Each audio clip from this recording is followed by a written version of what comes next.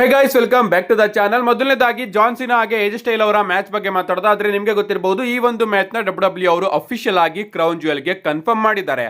Literally ಈ ಒಂದು match ನ ಬುಕ್ ಮಾಡಬೇಕಾಗಿತ್ತು, ಬಟ್ ಸಡನ್ ಆಗಿ ಬುಕ್ ಮಾಡೋದಕ್ಕೆ ಆಗುತ್ತಿಲ್ಲ. ಅದಕ್ಕೋಸ್ಕರ ಇವರೆಲ್ಲರೂ ಕೂಡ ಸೇರ್ಕೊಂಡು ಟ್ವಿಟರ್ ಅಲ್ಲಿ ಗೇಮ್ ಮಾಡಿ ಆ ಒಂದು ಮ್ಯಾಚ್ ನ ಅಫಿಷಿಯಲ್ ಆಗಿ ಬುಕ್ ಮಾಡ್ತಾರೆ. ಐ ಥಿಂಕ್ ಈ ಬಾರಿ ಅಂತೂ ನಮ್ಮ ಜಾನ್ ಸಿನಾ ಅವರೇ ಫೋರ್ಸ್ ಮಾಡಿದ್ದಾರೆ ಅಂತ ಅನ್ಕೋತೀನಿ ಟ್ರಿಪಲ್ ಎಚ್ ಅವರಿಗೆ. ನನಗೆ ನೀವು ಏನ್ ಮಾಡ್ತಿರೋ ಗೊತ್ತಿಲ್ಲ, ನನಗೆ ಏಜ್ ಸ್ಟೈಲ್ ಅವರ ವಿರುದ್ಧ ಮ್ಯಾಚ್ ಬೇಕು ಅಂತ. ಹಾಗಾಗಿ ಫೋರ್ಸ್ಫುಲಿ ನಮ್ಮ ಟ್ರಿಪಲ್ ಎಚ್ ಅವರು ಕೂಡ ಜಾನ್ ಸಿನಾ ಹಾಗೆ ಏಜ್ ಸ್ಟೈಲ್ ಅವರ ಮ್ಯಾಚ್ ನ ಕ್ರೌನ್ ಜ್ಯುವೆಲ್ ಅಲ್ಲಿ ಬುಕ್ ಮಾಡಿದ್ದಾರೆ. ಅಂಡ್ ಅದೆಲ್ಲ ಆದ್ಮೇಲೆ ನಮ್ಮ ಜಾನ್ ಸಿನಾ ಅವರ ಕಡೆಯಿಂದ ಥ್ಯಾಂಕ್ ಯು ಟ್ವೀಟ್ ಕೂಡ ನೋಡೋದಕ್ಕೆ ಸಿಗುತ್ತೆ. ನೀವು ಇಲ್ಲಿ ನೋಡ್ತಾ ಇರಬಹುದು, I want to thanks triple H for being flexible here and rewarding the true driving force behind Cena versus Styles. The fans to post over 20 million view and so many of you let yourself be heard. WWE Crown Jewel Perth and AJ Styles, you will get my everything. Listening to our audience is always what best for business. I am forever grateful to you all for choosing my next opponent. Let's fucking go ಅಂತ ನಮ್ಮ John ಸಿನಾ ಅವರು ತಿಳಿಸಿದ್ದಾರೆ. And ಅವರು triple H ಅವರಿಗೆ thanks ನ ತಿಳಿಸ್ತಾ ಇದ್ದಾರೆ.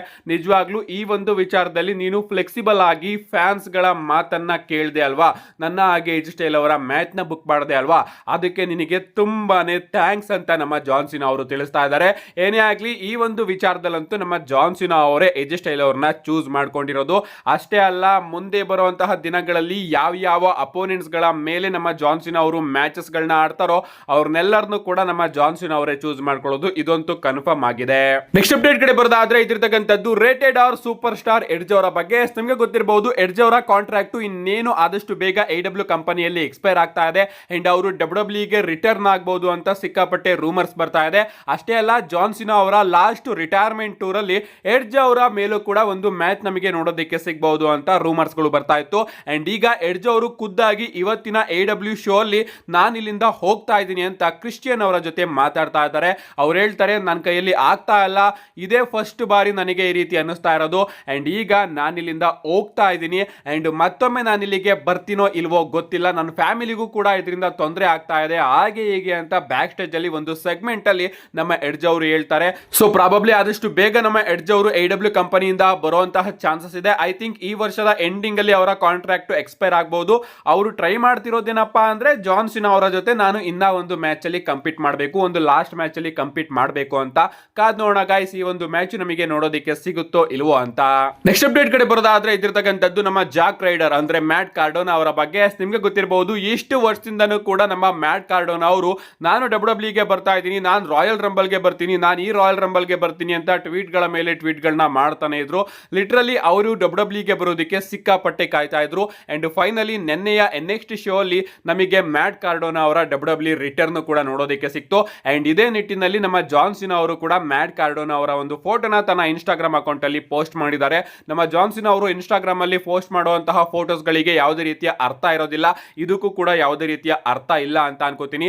ಏನಾದ್ರೂ ನಮ್ಮ ಜಾನ್ ಸಿನಾ ಅವರು ನಾನು ಮ್ಯಾಟ್ ಕಾರ್ಡೋನಾ ಅವ್ರನ್ನು ಕೂಡ ಫೇಸ್ ಮಾಡಬೇಕು ಅನ್ಕೊಂಡಿದ್ದೆ ಅಂತ ಟೀಸ್ ನ ಮಾಡ್ತಾ ಇದ್ದಾರೋ, ಅಥವಾ ಮ್ಯಾಟ್ ಕಾರ್ಡೋನಾ ಅವರು ಬಂದಿರೋದಕ್ಕೆ ಅವರಿಗೆ ಸಿಕ್ಕಾಪಟ್ಟೆ ಖುಷಿ ಆಗಿದೆಯೋ, ಅಥವಾ ಮ್ಯಾಟ್ ಕಾರ್ಡೋನಾ ಅವರಿಗೆ ಟ್ರಿಬ್ಯೂಟ್ ನ ಕೊಡೋದಕ್ಕೆ ಈ ಒಂದು ಫೋಟೋನ ಪೋಸ್ಟ್ ಮಾಡಿದಾರೋ ಗೊತ್ತಿಲ್ಲ. ಒಟ್ಟಿನಲ್ಲಿ ನಮ್ಮ ಜಾನ್ ಸಿನಾ ಅವರು ತನ್ನ ಇನ್ಸ್ಟಾಗ್ರಾಮ್ ಅಲ್ಲಿ ಮ್ಯಾಟ್ ಕಾರ್ಡೋನಾ ಅವರ ಫೋಟೋನ ಪೋಸ್ಟ್ ಮಾಡಿದ್ದಾರೆ. ನೆಕ್ಸ್ಟ್ ಅಪ್ಡೇಟ್ ಕಡೆ ಬರೋದಾದ್ರೆ ಇದಿರ್ತಕ್ಕಂಥದ್ದು ನಮ್ಮ ಬೀಸ್ಟ್ ಬ್ರಾಕ್ ಲೆಸ್ನರ್ ಅವರ ಬಗ್ಗೆ. ರಿಸಲ್ ಪಲೂಜಾ ಆದ್ಮೇಲೆ ಮತ್ತೊಮ್ಮೆ ನಮ್ಮ ಬ್ರಾಕ್ ಲೆಸ್ನರ್ ಅವರನ್ನ ಸ್ಪಾಟ್ ಮಾಡಲಾಗಿದೆ. ನೀವು ಇಲ್ಲಿ ನೋಡ್ತಾ ಇರಬಹುದು, ನಮ್ಮ ಬ್ರಾಕ್ ಲೆಸ್ನರ್ ತನ್ನ ವೈಫ್ ಸೇಬಲ್ ಅವರ ಜೊತೆ ಯಾವುದೋ ಒಂದು ರೇಸಿಂಗ್ ಇವೆಂಟ್ ನ ನೋಡೋದಕ್ಕೆ ಹೋಗಿದ್ದಾರೆ. ಅಂಡ್ ರೇಸಿಂಗ್ ಟ್ರ್ಯಾಕ್ ಅಲ್ಲಿ ನಮ್ಮ ಬ್ರಾಕ್ ಲೆಸ್ನರ್ ಹಾಗೆ ಸೇಬಲ್ ಅವರು ಒಟ್ಟಿಗೆ ಇದ್ದಾರೆ. ಅಂಡ್ ಇನ್ನ ಒಂದು ಫೋಟೋದಲ್ಲಿ ನಮ್ಮ ಬ್ರಾಕ್ ಲೆಸ್ನರ್ ಅವ್ರನ್ನ ನೀವೆಲ್ಲರೂ ಕೂಡ ನೋಡ್ತಾ ಇರಬಹುದು. ಸೊ ಸ್ವಲ್ಪ ಜನ ಹೇಳ್ತಾ ಇದ್ರು ಬ್ರಾಕ್ ಲೆಸ್ನರ್ ಅವರು ಓನ್ಲಿ ಜಾನ್ ಸಿನಾ ಅವರ ಜೊತೆ ಮ್ಯಾಚ್ ಆಡೋದಕ್ಕೆ ಮಾತ್ರ WWE ಗೆ ಬಂದಿದ್ದಾರೆ ಅಂತ. ಆ ರೀತಿ ಇಲ್ಲ ಗೈಸ್, ಬ್ರಾಕ್ ಲೆಸ್ನರ್ ಅವರು ಇನ್ನು ಕೂಡ ಲಾಂಗ್ ಟರ್ಮ್ ಅಲ್ಲಿ WWE ಕಂಪನಿಯಲ್ಲಿ ನಮಗೆ ನೋಡೋದಕ್ಕೆ ಸಿಗ್ತಾರೆ.